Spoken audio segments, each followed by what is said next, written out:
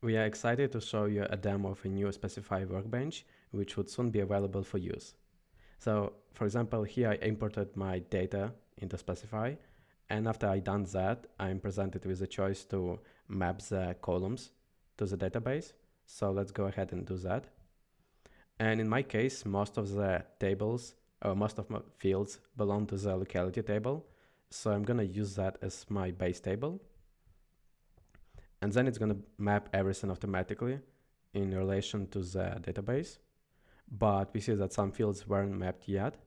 So for those, we're going to use the pick list available here to select the field we want to map them to. And in my case, this field is hidden. So I'm going to reveal it by checking this checkbox. And then we can find it in this pick list and press the map button. Like you see, we can map the fields through this pick list available here or through the one available here. And after we are done with that, we can choose to validate that everything is mapped properly and save the mapping.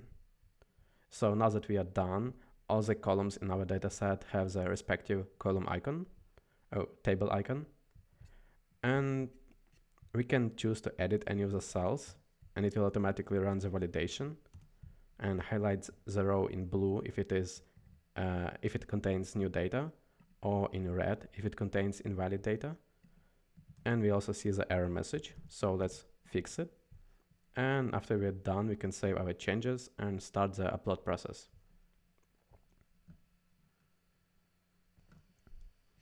After upload is completed, we are able to view the upload results, which would basically show us all the new records that were created. And by clicking on any of the cells, we will be able to see which column was used to create the data. And you can also click on this little eye icon to open the record in its form. And if you detected any errors, for example, here I forgot to specify the values for this locality, you can always press the unupload button, which will undo the changes you made. So now we are back to editing, and the new records that were created are now removed from our database.